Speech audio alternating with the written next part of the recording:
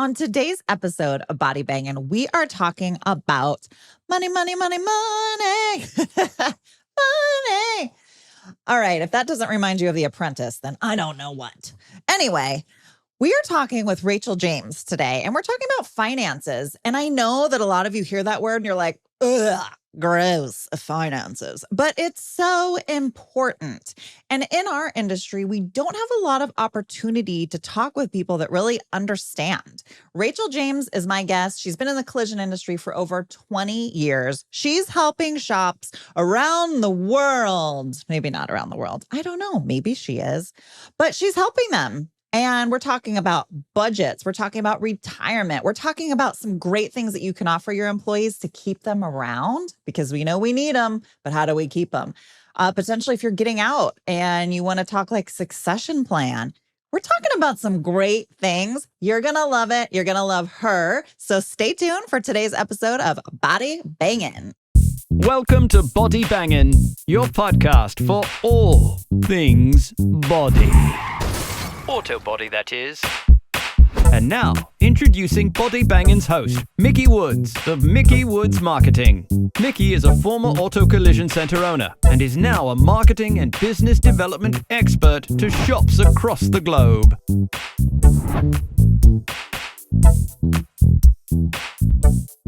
Hey, everybody, and welcome to today's episode of the Body Bangin' podcast. We're going to talk a little bit today about some things that I feel like we know we need to talk about, but we don't maybe know who to talk to or what to even talk about. So today we're having my beautiful friend, Rachel James, on the call. She is with Northwestern Mutual. She has her own practice there. And she's actually been in the collision industry for like 20 years. So a very long time. Started out on the dealer side as a technician, so just on the mechanical side. But yet here she is crunching numbers and helping the rest of us. So hello, Rachel. Hello. I'm so honored and humbled to be on the show, Mickey. I'm grateful to be a part of the conversation today and excited to have a conversation. Yeah, absolutely. Thank you. I'm so stoked to have you. Rachel and I have been trying to organize this for a while to get her on, because I know as a former collision center owner myself, I knew it's funny because I came in more on the business side rather than working my way up to the mechanical side. But even knowing business, when it came to monetary personal planning, business planning, that kind of thing, I just didn't know. And I probably still am very ignorant to this day. So this podcast is not just for all you listening. It's for me too. You're not alone.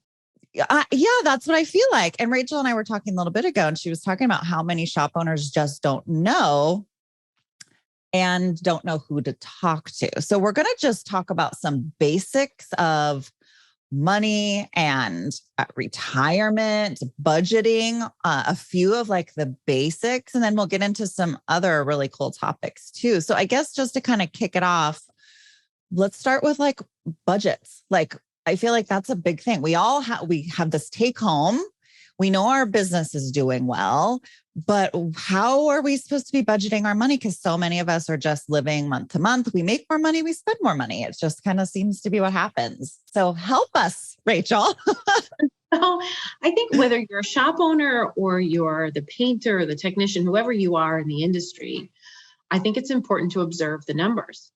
So often, we fail ourselves by just not looking. Observation has such a huge impact on your finances, right? Same as if you were going to diet, right? Hopping on the scale, right? And tracking what you eat and all those things. It would help you lose weight. Same kind of applies if we're going to try and track our finances and budget. Yeah. And more often than not, I think, owners look at the checkbook and they see that it's positive and say, great, we're good. Like nothing to worry about. All good. Like nothing to sit there. But it really is helpful to look at, okay, what do I have month to month for this line item? How do I, the more detailed you can get in your expenses and kind of monitor certain percentages, you can track if there's fraud, right? If there's something slipping out the door that maybe shouldn't be, or if maybe there's an outlier month where you just spent way more than you expected, you can compensate for that the following month. Right. So I often like joke, and it's not my joke. I don't know where I got it. I got it years ago, but I always say like collision centers have their MBA. They make money by accident. Like it just in That's one good. pocket and out the other. And it's unfortunate because the more that you track it, the more that you observe it, inherently your behavior just improves. Right. You just start looking at things differently. But I think a good rule of thumb, whether you're an employee, you're a technician on the floor, you're a painter, prepper, manager at a paint company, wherever you land in this industry, 20% of your income is the recommendation for you to save toward your retirement. So of the income that you make, however you make it, in whichever capacity, right? Right. Saving 20% of that income year over year is what's going to give you the lifestyle that you're looking for later in life. Yeah. And so many of us are so caught up in the moment. And it's not until we get older that we're like, probably should do this. And then you're like, if you're like me, probably should have done this and didn't. And now look how much money I could have had if I would have started earlier. So if you're listening, listen to me who made the mistake of waiting and not putting aside something. Now, do you feel like people balk at you when you say 20%? Because 20% is a significant, and we're talking like gross, we talking net? Gross. Okay. So 20% of gross. And again, yes, to answer your question, yes, I think people are often shocked to hear that that's the recommendation is 20% of income should be saved. And it's, I always use this analogy, but I kind of talk about like if you were going to run a marathon and that's not something you do regularly, you wouldn't just open your front door and run 26 miles. It would be awful. Right. You would never do it again. The same is true of financial planning. So even incremental change can just make that much of a difference. So it doesn't need to be overnight. If you're not doing anything today, going from 0% to 20 is going to be uncomfortable and painful. But if you do 1%, it's 1% more than you ever did before. It's something. Right. Something. So sometimes it's just a matter of chipping it off in smaller bite-sized pieces to eventually get there as, when you can. Yeah, absolutely. So now, Rachel, are you helping people like personally with budgeting? And then are you also helping shops? Do you come in and help them look through their, like, do you do like financial analysis, I guess would be the expert word? Yeah. I think we do it all. Okay. Our thought is that the blue collar community just doesn't have the exposure to financial planning like other industries do. Yeah. And the mission that we have is really to help people navigate their finances and navigate what they to be a resource. Yeah. More often than not, we're working with the collision shop owners, but oftentimes that lends itself into employees being curious about, well, what should I do? Yeah. It doesn't matter whether you're a prepper or the detailer or, the lowest paid, the highest paid, like we're kind of out there to try and help people with their planning. So it looks a little different, right? What a husband and wife need for their family and for their planning looks a little different. For businesses, it's a little bit different. It's more about the long-term vision of the business, growing and scaling the business, that kind of thing. So the approach might be a little bit different, but the mission the same. Yeah. Well, and it's nice to know for anybody listening that you can help in both capacities, because I know when I had my business, I had somebody that helped me personally, but then somebody different helped on the collision side or the body shop side. But it's interesting, you having had collision experience, I really think gives you more credibility with all of us because you get it. And now business is business. It's like marketing. I do marketing for collision centers, but I can go market a business because I know how to market. So, I'm sure you can help and other people could help a collision center that don't necessarily come from the collision industry. But I think it definitely lends you some credibility. It helps you to see things differently just because of your background. Do you find that to be true? I do. I think because we're so focused on the collision industry, sometimes I'm learning just as much from clients. It's, the osmosis effect of like learning from different shops and observing how they're all behaving and following trend lines. Yeah. And I try to stay involved as much as I can with Skills USA and iCar and all the associations to try and what's new to the market. I'm kind of curious, like, what is this new tool? What is this new software? Yeah. What are these things? So I'm trying as best as I can to stay up to date with what's impacting the collision industry as a whole, even outside of my little wedge of the industry, Yeah. So I do think it's a unique resource, and I've mostly aligned with other resources that are in the collision industry. So sometimes it's just, introducing someone to someone else that maybe could benefit for no reason other than, hey, you should probably meet this person. So there is some uniqueness there because it's the only work with.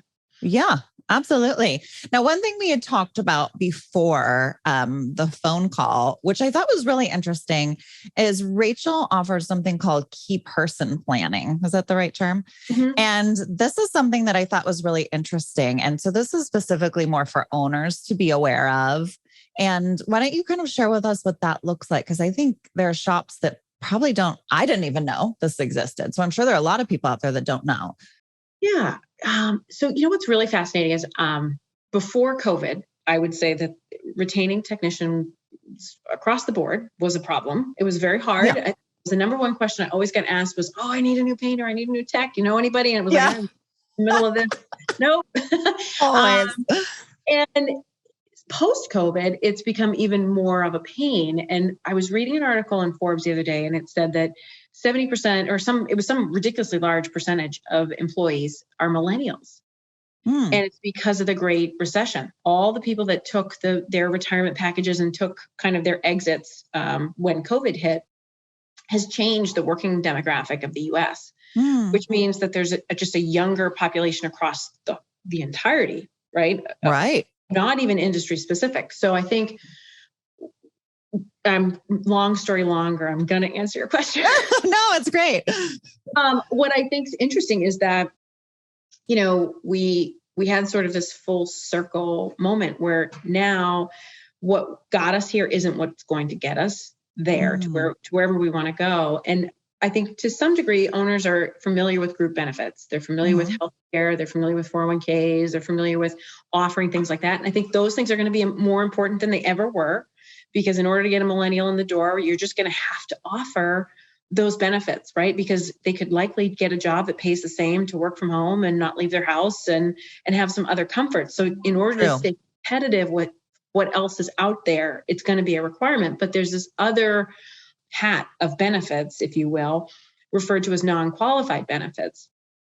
And non-qualified benefits refer to the ability for a business owner to carve out dollars for specific employees. So if we backstep and we kind of go to those health benefits, the group benefits, those have to be offered to everyone. There's a lot of rules around discrimination. That word. Yeah. That word. There's a lot of rules around it. You have to offer it to everybody, and it's got to be compliant, and there's all these things to it. But non-qualified benefits, those are things that are intended for specific people. So if a shop has an estimator that is just the best, absolute bee's knees, can write an estimate like nothing else, and is really valuable to the business can reward that person for that. If there's a production manager or a painter that's super valuable or trustworthy, where the owner maybe feels like, hey, I can leave the keys with these people, and I know I can go on vacation, and even if there's a problem, they'll take care of it. Right. Perhaps you can reward those people. So, and even beyond that, let's face it, the amount of training and certifications that now come to the technician level. If you invest in a certification that's also attached to the technician, that can put you in a pretty big predicament, particularly if your OEM certifications are on the line. So there's a few different reasons why a collision center might entertain this arena of benefits. But the reality is basically the business is saying to an employee, okay, you're valuable to us. You're valuable, there's a inherent relationship between us. We're going to put dollars aside for you in a vehicle that you can have at a future date. And in return, you'll, have this benefit. You leave, it's ours to keep, but it's essentially like a golden handcuff plan to retain that key valued employee to the business. Interesting. So it's a mutually beneficial arrangement through, a dedicated plan for one or two, or depending obviously on the business, but specifically for targeted people. Hey, would you like to increase the number of cars in your drive? Well, look no further. The Mickey Woods marketing team provides collision center specific marketing. We use proven techniques to not only increase your sales, but put money in your pocket. Visit us at collisioncentermarketing.com, or you can find my personal contact information in the show notes. And let's get your 2022 off to a body banging start. So is it then putting money kind of like in, I don't know if I'm using the right words, but like in a fund or in like a placeholder for them if needed? You can do that a variety of different ways. So the vehicle can be a whole slew of different things. Okay. It's typically just referred to as that non-qualified benefit. Mm-hmm. And then under that umbrella, there are all different types of things that you can do. There's supplemental executive retirement plans, executive bonus plans. So like depending on what the intent is, the Collision Center can kind of really dive through and figure out like, okay, this is what I'm trying to achieve. What type of plan would fit that goal? So it's sort of, once you go under that umbrella, it can be designed to suit the specific situation. And that only stays with them as long as they're then employed with you. In most cases, sometimes it can be designed where it's, hey, we just value you and this is yours day one. So that's, again, there's so much customization, which that's nice. It really can be a cool arena for businesses to look at. Specifically collision, because of the tech shortage and the skilled labor that's so, desperately needed. Yeah. Well, and I feel like the same with you. Everybody's always asking me, do you know somebody? Do you know any techs? Do you know a painter? Do you have an estimator? And then once you get these quality people, so, we have this like conversely just trying to get them. So we've got, these cash bonuses, these signing bonuses, and, you'll get health benefits day one rather than waiting your 60, 90 days, so there are all these things to kind of get people in. But then what are we doing to keep them, to get them from being stolen down the road or something like that? Because if you spend all this money on training your staff and then they leave you for $1 more, right down the road, it's like, oh, you could have, and it's an unfortunate thing. Like, I think prior generations, older generations, you got a job and you stayed with that job for your entire working career, and you got cost of living increases and you had all those things. I think generationally, though, the perception is different. The younger generations view changing locations as a way to improve their pay scale. Right. So as employers, I think it's really important that you're evaluating, doing a self-assessment of your own business to say, okay, do we have a good enough culture? Are we offering everything that's competitive? If I were the employee, what would I feel about this? I just did this leadership educational thing a few weeks ago, and we were talking about having stay interviews, where, rather than, we're always trying to recruit and interview people in, but having interviews with your existing team to say, okay, like, how do you feel? Yeah. Like, it's not working, to try and mitigate maybe them leaving and giving that opportunity, putting some water, if you will, on the situation to see, how do your employees feel about what they're getting? Are they bitter and disgruntled, or are they happy and overjoyed? So yeah, good way to like take their temperature before you find out that they're toast and they're done. You're like, no, wait, come back. Well, because it's so easy to be reactive, but if you're proactive about it and kind of take a pulse, because if it's something that could have been solved for a relatively small cost to the business, right, the entire issue could be avoided. Because the reality is that these technicians have a true measurable value to the Collision Center's gross revenue. For every technician on the floor, there's gross revenue that each one of them is bringing to the organization. So when you lose one, you're financially losing, gross revenue. Yeah. And then just to confirm, this is something, because there's a lot of shop owners that are like, oh, I've had these people with me for umpteen years. They can start now. Doesn't have to be for somebody new coming in, right? Right. And that's where I think you have to have someone looking at your own unique circumstance, right? Because state to state, there's different things that affect your own rules, right? Yeah. And the size and scope of your business. If you're a single mom and pop shop with just, 2 employees, there's maybe some things that should be considered versus if you're a regional superstar and you've got 4 locations, you're still privately held, but you're operating on a bigger scale. There's other things to consider. So anything could be started immediately or at least talked through to learn what's possible for your own circumstance. Yeah, that's great. And I love the flexibility with that, because oftentimes you get that feeling of, oh, I should have done it so I'm not gonna, because I didn't then. And it's like, well, but you could start now. Like, it's okay. If I had a nickel, Nikki, for every time I heard the phrase, I wish I had started this sooner, Yeah. And I think the reality is there's so many qualified people out there that could help. And oftentimes the conversations are complimentary. You're not even paying anything to have an assessment of your shop. So it's really approachable. I just don't think that people realize how accessible it is to the industry. You can get, a review of your own business plan, your own personal financial plan, and at least get a look under the hood. Yeah. And figure out what needs to be done. Right. So is that something then you provide like an initial overview for free with your team? Okay.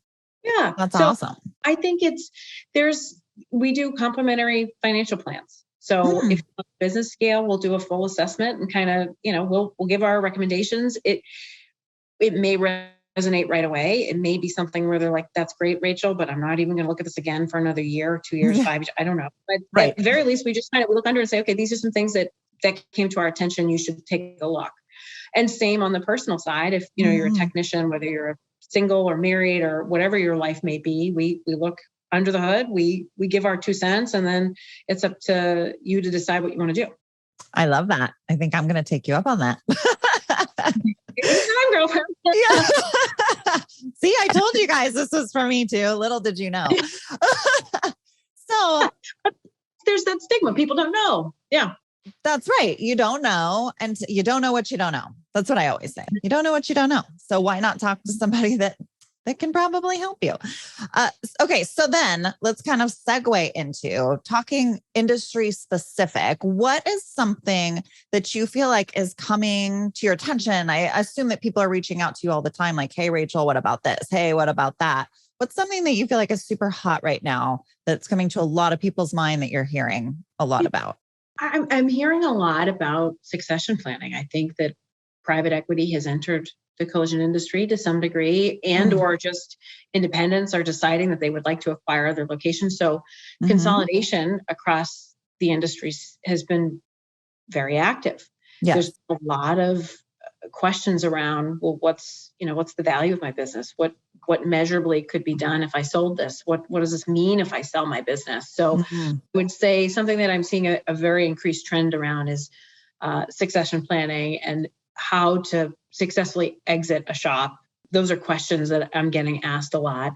And I think it's important to think through financially what the business means to every given owner, because in many cases, the body shop has been what's, bought the boat and the RV and all the fun stuff. And it's there's measurable benefit to all these owners above and beyond the pay that they pay themselves. Absolutely. Yeah. And I would hope that somebody kind of thinking about selling, these are the types of things you would be thinking about. But I feel like we were talking about before, this is probably something that doesn't even really cross your mind of like, how much, okay, so I'm going to sell my business, I'm going to make a profit, and then I'm going to have this number. Yay, woo, all these fun things I want to do with all this money. But then how to properly strategize what you're actually going to do with that amount of money, especially if you're exiting and you're left with this flat sum of money. How do you live comfortably on it? What does that look like? I would imagine that would be something that people could really use your help with. Yeah, I think the other thing too is all those little forgotten details that the business pays for on your behalf, right? Yeah. The car might be paid for through the business. The cell phone, the random car service thing. There's just so many random things that the collision center might be paying for on the behalf of the owner that's measurable. So if you go into it, let's say you paid yourself $50,000 a year and there was additional extras to the tune of another $50,000 a year. If you go into retirement thinking like, all I need is $50,000, and then there's a simple wake up call of, oh wait, I need double. It's a significant change. Yes. So I think it's important to measure those differences and have a game plan from all angles of that decision. Yeah, absolutely. That is not something that you want to wait to the last minute on. Because like you're saying, if that number now changes, that means you need to potentially be looking at a different sales price or a different exit strategy altogether. Maybe you need to grow your business more to get to that number. And so maybe getting out right this moment isn't the best thing. Maybe growing it for another couple of years and then, I mean, who knows? There's so much that goes into it. I had Laura Gay on and she helps people sell their shop. She's incredible. And there's just so much that goes into all of it. But this is a component that I think a lot of owners forget about of.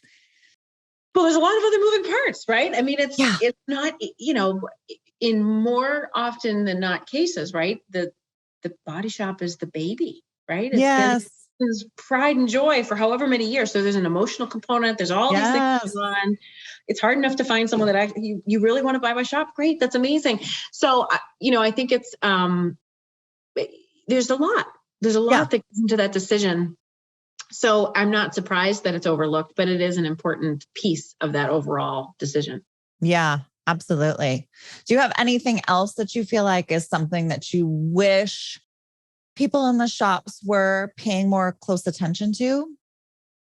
I think it's just start saving, even if it's $1 in a savings account. Start saving today. Every little dollar that's put away now will directly benefit you in your future. Yeah. Because you're going to wish you woulda. I don't want to be the one to say, I told you so. But... Yeah, right. Well, I think the fact that, Rachel's like so available. She's such a sweet person and she's always willing to help. And she's at a lot of conferences. If you guys follow her on social media, she's a mover and a shaker. And I love that about her.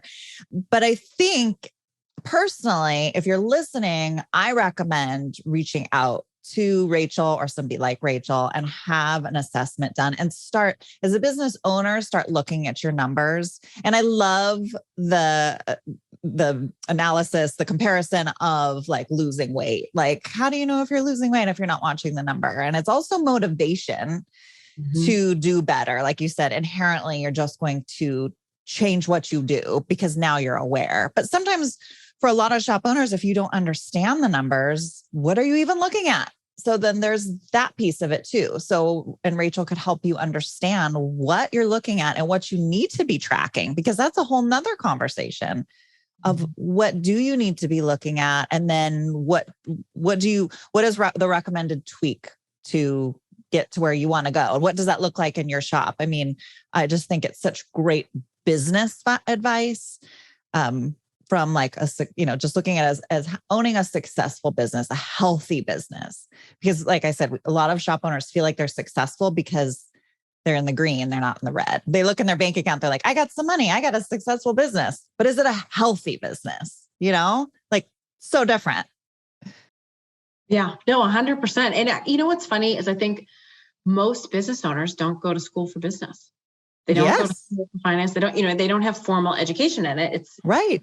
Than not, you were just really good at your trade, or you had a skill set that was clearly better than others. And it motivated you to go out into business on your own. And you're left to learn all these lessons on your own, or by accident, or by default, or by making all mistakes. So it's, just observing. Yeah. Well, and having somebody that you trust to help you navigate that, which is huge, especially when you're dealing with your money. Like, we want to be trusted in the collision industry when somebody brings your car in. How much more do we want to trust the person handling or helping us handle our finances? Especially as owners, there's a big burden because we're not just caring for ourselves and for, the building that is the business, but we have all of these employees that are like family and then their families. And so it's a big responsibility. So I think starting to watch those numbers, reaching out to somebody like Rachel that you can trust, that understands, that can help. Even if you think you're going in the right direction, why not have a second set of eyes just in case? I don't think it hurts. And especially if you do it for free. Come on. I just think it's a no-brainer.